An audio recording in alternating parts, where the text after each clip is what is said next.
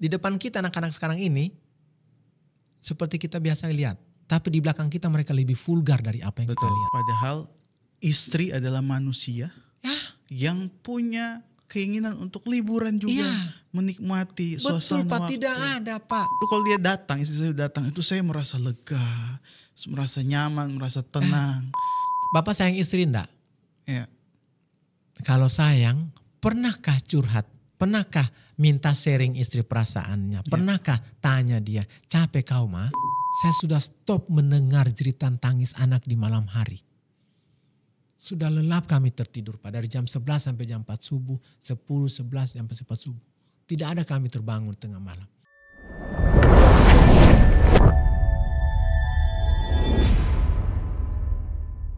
Jadi kita mulai dari masa lalu Bapak, kemudian kita udah mulai, sebenarnya dari tadi edukasi. Ya. Edukasi ke bagaimana menyiapkan masa depan buat generasi anak-anak kita. Masa depan anak-anak saya itu Pak, saya sudah siapkan sebelum saya menikah. Oke. Masya Allah, itu jauh. Karena saya berpikir begini, Ya. saya tidak mau pelihara anak saya sebagaimana Bapak mau melihara kami. Saya tidak bisa salahkan Bapak, Ya, kami karena yang 12 orang di tidak bisa. zaman itu beda. Nggak bisa. konsepnya. Saya akan atur mereka. Ya. Saya akan tumbuhkan rasa percaya diri mereka. Ya.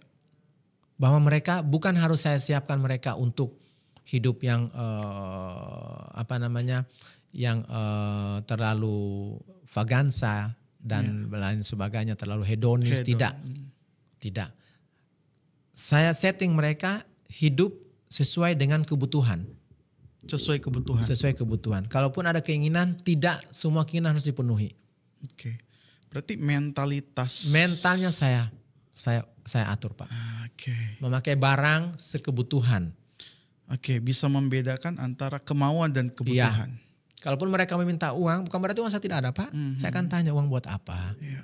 Kalaupun memang saya harus kasih uang itu untuk kebutuhan atau keinginannya pas dengan itu, saya kasihkan. Kalau tidak juga saya tidak kasih Pak. Saya tanamkan ke mereka, hidup memang harus struggle. Hidup tidak bisa senang-senang saja. Walaupun Pak Sugi bisa menyiapkan fasilitas-fasilitas itu, tetapi kemudian berusaha untuk membatasi itu. Sebenarnya tujuannya untuk mengajarkan pada mereka Iya. agar siap. Siap. Agar paling kurang Pak, 80% jiwaku ada di mereka. Jiwa petarung tadi. Jiwa petarung tadi Pak. Jika semua saya supply Pak, saya selalu bilang, jika suatu saat ayah tidak ada, Ya. kamu bisa hidup kah? Oke. Dengan apa yang saya mau? Ya. Kamu bisa struggle kah? Kalaupun kamu akan struggle dan hidup, lama adaptasimu lama. Kenapa? Karena kamu terlalu bergantung dengan ayah. Coba usahakan semua mandiri. Ya. Suatu saat ayah tidak ada, ibu tidak ada, kamu tidak terlalu merasa kehilangan sekali. Lanjutkan kehidupan. Jangan terlalu bersedih berkepanjangan. Jangan. Lanjutkan kehidupan. Kenapa? Yang mati dengan kehidupannya, yang hidup dengan kehidupannya. Berarti kalau saya simpulkan bahwa Pak Sugi ini pola asuhnya sudah mengarahkan mereka agar siap bertarung dengan kehidupan mandiri. Kemudian menyiapkan pendidikan buat mereka. Juga menyiapkan fasilitas ekonomi buat mereka. Aset-aset buat mereka sudah saya siapkan semua. Masya Allah, luar biasa. Sudah saya siapkan semua. Oke. Walaupun semua itu belum saya bilang ini punya siapa, ini punya siapa, Ya. tidak. Saya sudah bilang ibunya kalau suatu saat saya tidak ada, jual aset-aset itu untuk mereka. Untuk sekolahnya, untuk pendidikannya, kayak gitu. Oke. Ada sudah ada Pak, saya sudah siapkan semua. Dan itu masuk ke dalam materi keluarga berencana ya? Itu masuk hotel kalau berencana Pak. Iya. Karena yang gimana, tidak ada orang di dunia ini, tidak ada keluarga yang mau membina keluarga dengan Generasinya susah. generasinya susah, semeraut, tidak tertata, tidak ada. Walaupun dia orangnya tidak tertata, dia pengen menata. Iya. Dia pengen memutuskan rantai tadi, Iya. rantai di saya yang tidak tertata, cukup di saya. Betul. Anakku saya akan tata dengan sebaik mungkin. Betul. Ada sebenarnya itu Pak. Betul. Tapi karena dia tidak mengolah lebih baik lagi, sehingga dia melanjutkan rantai tadi, dia rajut lagi rantai tadi Pak. Iya, saya memang menemukan setelah saya Pak Sugi diberikan kemudahan karena kita adalah dosen. Ya. Kita punya fasilitas itu untuk mengakses informasi, pendidikan seterusnya. Tapi orang-orang di luar yang tidak mendapatkan itu. Sehingga kemudian butuh ada program yang Bapak Pak Sugi jalankan itu untuk mengedukasi masyarakat bahwa jangan sampai kehidupan rumah tanggamu ini tidak kau rencanakan. Ya. Oke, kemudian akan berdampak semraut Ke di depannya. tahun-tahun berikutnya yang agak sulit diperbaiki atau bahkan tidak bisa lagi diperbaiki karena kita bermain dengan waktu. Betul. Kan sehingga itu yang saya paparkan ke anak SMA, Pak. Ya, Mungkin saya juga bilang dengan ibu gurunya, ibu maaf mungkin bahasa ini mungkin terlalu vulgar. Ya. Atau mungkin ibu mengatakan kayaknya belum cocok anak-anak itu dengar bahasa itu. Tidak ibu. ya, Di depan kita anak-anak sekarang ini seperti kita biasa lihat. Tapi di belakang kita mereka lebih vulgar dari apa yang kita lihat. betul. Bahasa-bahasa mereka, istilah-istilah mereka yang katakan di grup mereka. Ya. Itu kita tidak akses ibu. Ya, Jadi sudah sewajarnya kita harus mengatakan seperti itu. Sehingga kita tidak boleh kita harus bilang apa untungnya, apa ruginya seks bebas. ya, Apa untungnya menikah cepat, menikah dini, apa untungnya, apa ruginya kalau menikah dini. Semua saya beberkan ya. di pertemuan 1 jam sampai 2 jam itu dengan anak siswa. Ya. Saya ngaji Pak Sugi. Ya, Ngaji, belajar tentang Islam lebih dalam. Saya melihat ada problem tentang mereka-mereka yang ngaji ini. Mereka taunya bahwa program keluarga berencana membatasi anak 2 itu. Makanya saya bilang mungkin perlu edukasi nggak hanya masyarakat umum, tapi kelompok-kelompok yang ngaji ini perlu paham bahwa pembatasan anak itu bukan pada membatasi kan ada di pemahaman bahwa ini pemahaman sekuler nih, pemahaman Ya. yang dari Ya, barat ya, nih, ya. ini yang membatasi kita yang tidak boleh harus kita lawan, sehingga kemudian padahal sebenarnya yang mau kita edukasi adalah generasi itu disiapkan. bukan cuma disiapkan secara mental, secara ekonomi begitu Pak, bukan. Ya. Terpikirkah apa yang dibilang suami dulu ya? Ya, Suami bagaimana lelahnya istri mengandung, betul. bagaimana lelahnya dia menyusui anaknya sampai usia menyapih. Iya, Baru setahun itu dia sudah hamil lagi. iya betul. Dia rasakankah lelahnya, sakitnya, capeknya, tidur di malam hari bangun sampai 2-3 kali? Betul. Belum lagi semakin hari tinggi fundus uteru kan semakin besar Pak. Iya, Tidak bisa telentang, miring pegal, anak nangis rewel mau menete, bangun lagi. Belum lagi dia kekurangan HB. Terpikirkah suaminya apa tanda dan gejala orang kekurangan HB? betul. Kepalanya sakit, tidak fokus, lemah, lelah, letih, Iya. lesu. Besok pagi Pak dia harus menyiapkan anaknya untuk pergi sekolah Pak. Sarapan pagi. Iya. Jam 9, jam 10 Pak sudah menanti cucian. Padahal istri adalah manusia Ya, yang punya keinginan untuk liburan juga, Iya. menikmati betul suasana Pak, waktu. tidak ada Pak. Istri menjadi mesin non-stop 24 hours. Kapan dia tidur, begitu dia tidur telentang dikit Pak, baru 15 menit semerengek anaknya. Yang paling duluan bangun di saat anak menangis adalah istri, bukan suami Pak. Saya ngerasain itu Pak. Karena istri saya punya aktivitas di luar ketika anak saya masih kecil. Biasanya dia nitip sehari aja.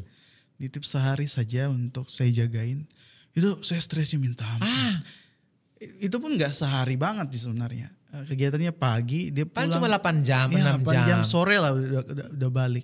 Itu kalau dia datang, istri saya datang, itu saya merasa lega, merasa nyaman, merasa tenang. Sementara istri dia bertahun-tahun Ya. nggak berhenti karena ada generasi berikutnya yang harus dia rawat seperti itu. Baru kita ini kan ada memegang prinsip patrilinear Pak. Ya, Yang laki-laki di atas ubun-ubun. betul. Nah itu sehingga semua dibebankan ke perempuan. Nah itu, sehingga saya sering bertanya Pak Ya, ke ibu bapak itu komisaris. Sekarang saya bertanya Pak, Bapak sayang istri enggak? ya, Kalau sayang, pernahkah curhat? Pernahkah minta sharing istri perasaannya? Pernahkah tanya dia, capek kau Ma? ya, Capek kau Dek? Pernahkah tanya dia seperti itu? Capek Bu? pernah nggak pijit-pijit? Ya. Pernah nggak pijit betisnya? Ya. Pernah nggak ambil anaknya, mandikan anaknya? Ya. Bersihkan rumah, bantu cuciannya? Pernahkah memberikan dia istirahat seharian? Tahu seharian 2 jam saja. Pernahkah? Kalau tidak pernah, dipertanyakan sayang, Pak. Ya. Dipertanyakan. Nah, justru itulah saya memplanning. Saya selalu bilang teman-teman di Parigi Motto, saya memplanning. Karena saya sayang istriku, saya memang target, Pak. Tiap 2 tahun punya anak, 2 tahun punya anak. Setelah itu stop. Stop. Tahun 2014 apa 2012, Pak. Ya. Saya sudah stop mendengar jeritan tangis anak di malam hari. Sudah lelap kami tertidur, Pak. Dari jam 11 sampai jam 4 subuh, 10, 11 sampai 4 subuh. Tidak ada kami terbangun tengah malam. Nah itu, nikmatnya hidup kan? Ya, kualitas tidur. Kualitas tidur ada. Nah terus, kalaupun bilang, ya kan anaknya cuma 3 jadinya, tidak banyak. Ya. Pak Hamil, memang anak yang dilahirkan istri saya ini 3. Tapi saya ini punya anak 9, Pak Hamil. 9-nya dari mana, Pak? Anak yang satunya ini anak dari kakak istri saya. Ya. Yang 5 ini, Pak, anak di panti yang dititipkan ke saya. Dan itu juga titipannya Allah.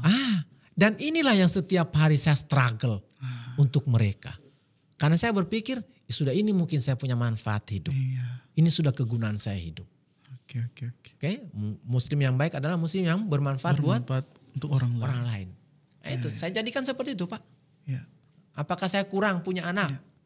Saya yakin anak-anak tadi itu akan mendoakan saya. Ya. Mungkin ini berbanding lurus dengan fenomena hari ini yang banyak bunuh diri, khususnya ibu rumah tangga. Ya. Bahkan ada yang sempat viral dulu itu di Sulawesi Selatan. Dia sempat rekaman, dia minum racun dianya sama anaknya 2 orang, dia minumkan racun. Satu enggak, yang paling tua kayaknya, yang terus dia berpesan sama suaminya karena himpitan ekonomi, yang mungkin karena stresor psikologis yang tiap hari dia rasakan karena kondisi yang terjadi. Karena istri tuh nggak hanya mikirin masak, rawat anak, tapi dia harus mikirin juga keadaan ekonominya keluarga, bagaimana meramu ekonomi ini. Betul. Kayak mereka butuh liburan, butuh dipijit. Dan saya kalau pulang kerja harusnya, ini yang terjadi ya, harusnya saya yang dipijit. Saya kalau pulang rumah itu saya sering mijit istri. Iya, Pak. Dimanjakan mereka. Iya. Kayak gitu. Nah sehingga itu dipersiapkan. Kapan? Nah ya kalau saya ada sekarang itu namanya genre. Generasi berencana. Setelah saya baca tujuannya, saya baca kerjanya, saya bilang teman, berarti saya kalau ada program ini saya adalah genre. Saya adalah generasi berencana. Artinya saya rencanakan masa depanku. Kapan saya harus punya uang, kapan saya harus menikah, kapan saya harus punya anak. Sehingga saya jadi orang tua hari ini yang kamu lihat. Jadi genre ini generasi berencana. Mempersiapkan kapan menikah. Iya. Kapan punya anak. Dan bagaimana pola asuh. Karirnya dia. Karir masa depan anak. Ya jangan karir bagus, pola asuh enggak bagus. Atau sebaliknya. Kan semua kita mau bersamaan ini dengan maksimal. Berarti yang menjadi target keluarga berencana, genre dan sebagainya, program-program pemerintah ini sebenarnya semua lapisan. Iya. Kadang-kadang ada orang yang ekonominya oke, mantap, dia direktur sebuah perusahaan, pendapatan ekonominya bagus, punya fasilitas lengkap, tapi mentalitas, pola asuhnya kurang bagus. Sehingga kemudian generasinya juga mungkin tidak kesulitan dari segi fasilitas, ekonomi, nutrisi dan sebagainya, tapi secara psikologis tidak mendapatkan hak-haknya. Itu Pak. Jadi gimana ya? Ya terpulang ke individu. Kalau dia paham, walaupun dia tidak sekolah tinggi Bapak, tapi dia dapat edukasi seperti ini atau dia dapat, kalaupun dia penasaran, mama dia jangan tamat SMP atau dia tamat SMA, ibu atau bapak tadi muda tadi penasaran, dia tanya ke orang kesehatan, penyuluh KB, Bapak Ibu maaf boleh bertanya, kenapa harus ber-KB? Selain anak tidak banyak, apa keunggulannya ber-KB? Apa kerugiannya? Nah, andai dia punya wawasan seperti itu mungkin dia akan serta-merta tanpa dipaksa menjadi sektor KB yang sukarela. Saya menjadi sektor KB. Jadi gitu ya guys ya. Jadi memang program pemerintah ini jangan dilihat secara negatif. Sebenarnya udah dikaji dari berbagai macam sudut yang sebenarnya digunakan oleh pemerintah untuk menyelamatkan masyarakat Ya. kita. Nah sehingga sekarang ini Pak Amil, ini yang tren lagi di dunia keluarga berencana. Ya. Jika berencana metode program Akseptor KB itu yang 5 tadi, yang suntikan. 3 bulan depo, pil, implan, IUD dengan kondom. Ya. Jika semua ini bukan menjadi masalah ya, apa ya istilahnya, berefek. Kalau ke ibu-ibu mungkin rasa tidak nyaman, implan sakit. Ya, ketidakteraturan haid. Ketidakteraturan haid dan lain sebagainya. Yang paling jitu sekarang Pak, vasektomi. Oke, jelasin vasektomi Pak. Vasektomi. Saya tahu vasektomi ini tapi kayaknya vasektomi. Saya pun rencana mau vasektomi Pak, tapi ibunya Muawis belum terlalu menyetujui saya untuk vasektomi. Jelasin dulu Pak, vasektomi itu apa? Vasektomi itu adalah diikatnya saluran epididymis, itu saluran sperma yang laki-laki. dari skrotal, buah pelir itu untuk dialirkan keluar. Oke. Nah, jadi tertampung itu sperma tadi. Sperma tidak keluar. Yang ada keluar itu hanya mani. Oh, jadi yang KB ini adalah laki-laki. Laki-lakinya. Okay. Nah, sehingga nanti ada pemeriksaan setelah dijepit, itu juga hanya disayat sedikit, tidak sakit Pak. Disayat sedikit. Sedikit baru dijepit, ada memang alatnya, diikat. Okay. Nanti pemeriksaan 2 kali. Nanti spermanya berikutnya apakah mengandung sperma atau enggak. Air mani berikutnya itu. Oke, mohon maaf. Ini agak dewasa kita bahas, tapi ini kan kita bermaksud untuk edukasi. Maksudnya gini, apakah si laki-lakinya masih merasakan kepuasan dalam proses hubungan suami istri? Walaupun tidak keluar spermanya. Maksudnya ada pasti puncaknya. Itu spermanya keluar atau apa ya, gimana sih? Begini, yang keluar sperma yang kita bilang sperma itu, yang akhirnya bibit yang jadi anak itu ada zigot dalamnya. Oke, ada zigot. Zigot ini yang akan bertemu dengan indung telur. Indung telur yang akhirnya melahirkan ada pembuahan. Ada pembuahan. Tapi jika orang di vasektomi tadi akan keluar juga cairan. Kan yang itu kan cairan yang keluar tadi itu setelah ejakulasi tadi, ductus ejakulasi terbuka, yang klimaksnya laki-laki merasakan kenikmatan itu karena cairan tadi yang keluar. Oke. Kan ada muatan cairan keluar. Apakah cairannya ada spermanya atau tidak, terjadi masalah. Contoh orang yang mandul, dibilang mandul, spermanya sedikit atau spermanya tidak tidak berkualitas. Apakah mereka tidak merasakan klimaks, tidak merasakan kepuasan? Tetap merasakan Bapak. Tapi sperma yang dikandung zigot yang dikandung dalam kandungan sperma tadi itu tidak adekuat, tidak banyak, tidak berkualitas untuk menembus jalan asam dari porsio sampai ke tuba fallopi, tidak sampai Pak, tidak menyentuh untuk bisa membuahi. Itu. Sehingga tidak hamil-hamil istrinya. menarik, Dibilanglah dia mandul, dibilanglah dia fertil dan lain sebagainya. Menarik. Apakah tidak puas? Tetap. Kenapa? Karena yang menjadikan kenikmatan itu bukan kandungan spermanya, tapi cairan yang keluar melalui epididymis ductus deferens tadi dibuka oleh ductus ejakulatori tadi Pak. Oke, menarik. Itu. Mungkin ini jadi mewakili pertanyaannya penonton di luar podcast ini. Apakah itu kemana spermanya? Apakah ada efek ke individu ayah atau suami yang menjalankan program vasektomi? Oke. Sejauh ini teman-teman yang di vasektomi yang kami kumpulkan informasinya, mereka yang sebelumnya punya keluhan sakit-sakit belakang, low back pain, itu berkurang intensitas nyerinya. Dan durasi nyerinya pun juga berkurang. Setelah menjalani vasektomi. Lah, di mana rasionalnya itu?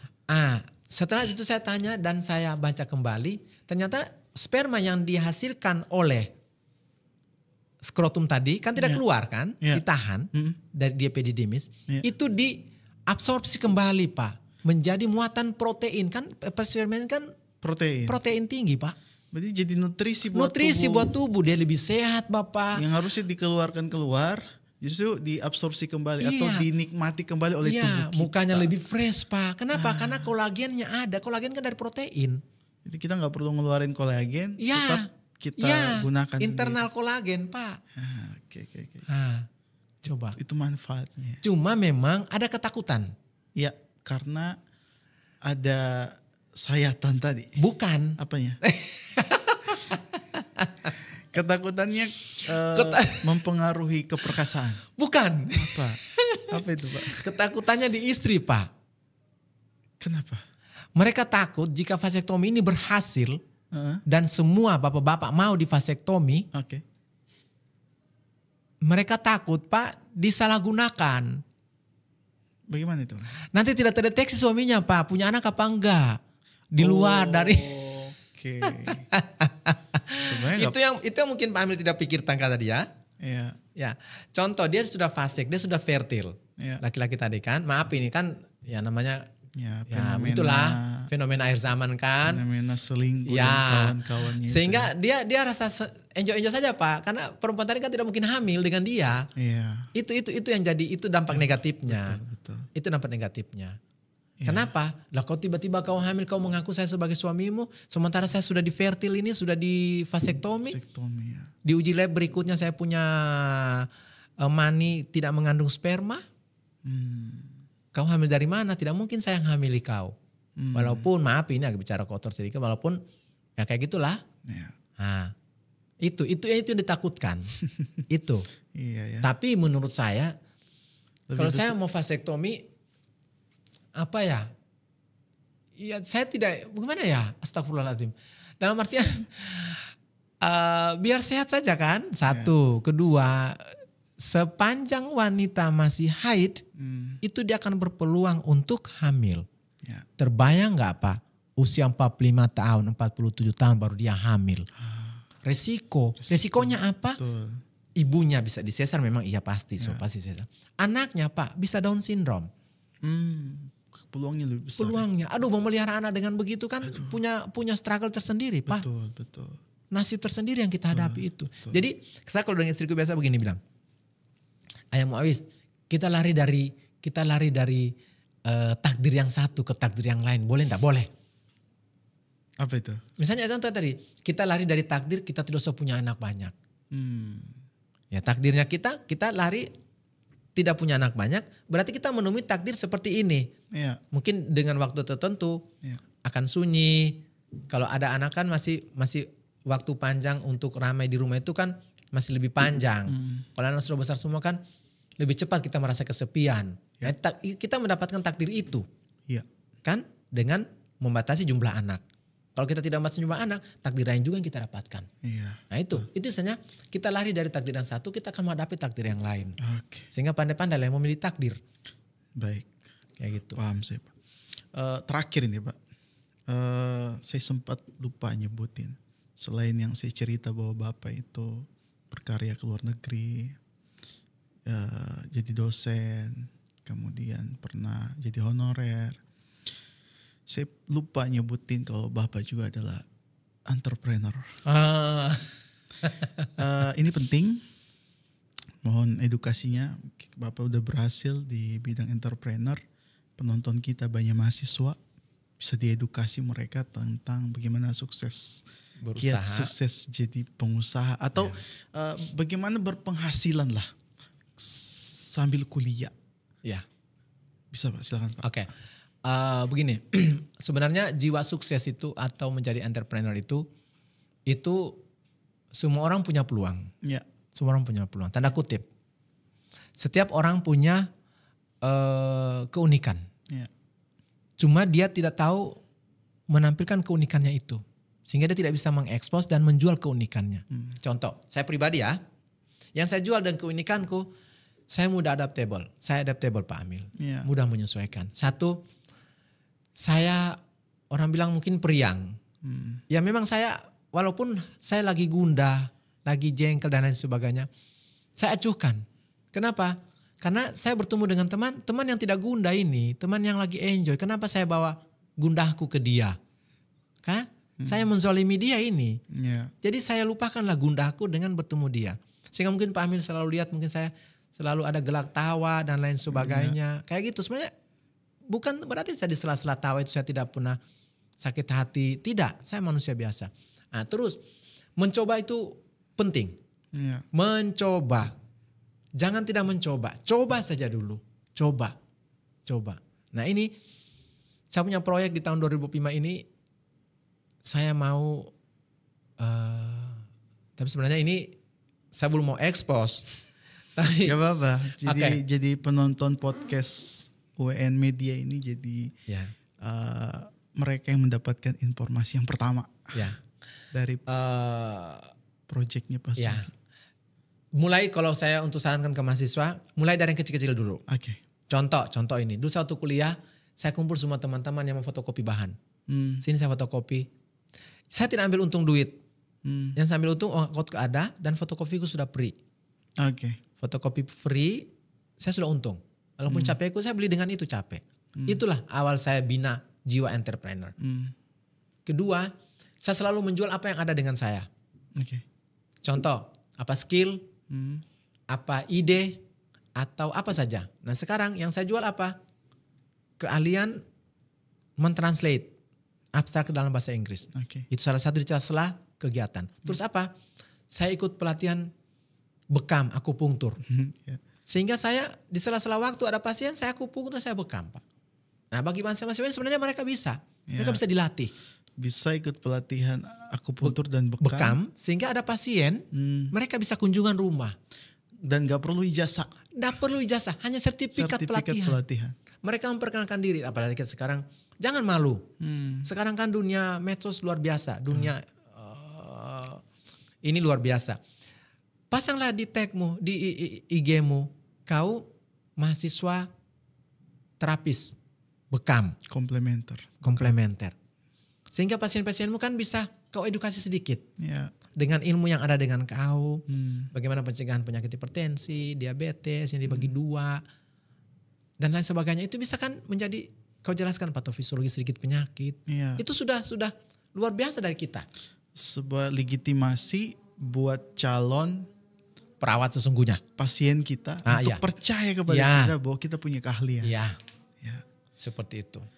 Baik, terakhir Pak Sugi, sebelum kita tutup mungkin ada statement yang disampaikan ke penonton kita, penonton podcast kita. Teman-teman penonton semua, apakah dari mahasiswa, orang umum, atau mungkin seusia saya, satu yang kita pegang, kita harus belajar berdamai dengan hati. Apapun keadaan. Apa yang terjadi dengan kita hari ini, itu tidak lepas dari takdir Allah. Ya. Tidak lepas dari apa yang sudah Allah gariskan. Jika kita tidak mau di takdir yang satu, maka Allah akan pertemukan kita di takdir yang lain. Kita harus yakin itu. Sehingga kita berjalan, kita melangkah, kita melakukan kegiatan. Be sure Allah bersama kita. Terus yakin bisa. Kalaupun hari ini kita belum mendapatkan yang kita katakan keberhasilan dari sebuah perencanaan kita atau tindakan kita, yakin saja bahwa Allah akan giring kita ke nasib atau takdir yang lain yang lebih bagus dari apa yang kita rencanakan. Karena belum tentu yang kita suka itu Allah suka. Ya. Tapi belum tentu juga yang kita tidak suka Allah tidak suka.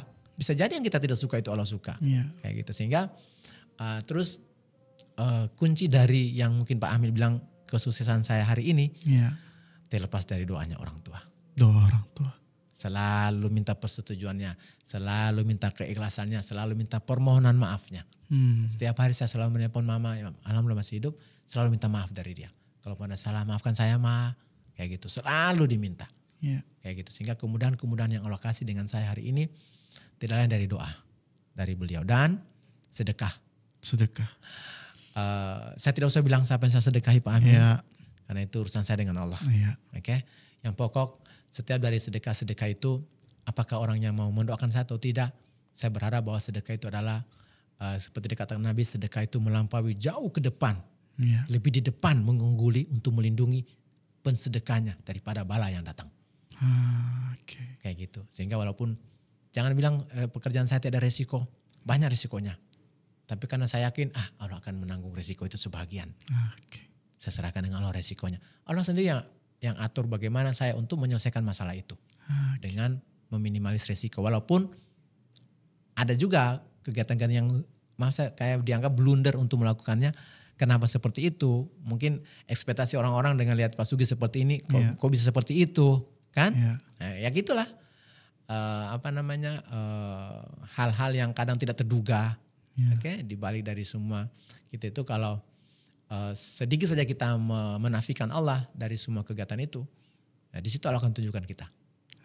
Allah akan tunjukkan dengan kita, atasi sendiri, mana kemampuanmu, seperti itu, oke? Karena saya pun pernah terpuruk, saya pun pernah juga kehilangan uang. Ya banyak lah. Namun bisa bangkit kembali. Ya kayak gitu. Dan bangkit kembali. Support dari orang tua, support dari istri. Terus yakin dengan diri bahwa ini adalah episode kehidupan. Ya.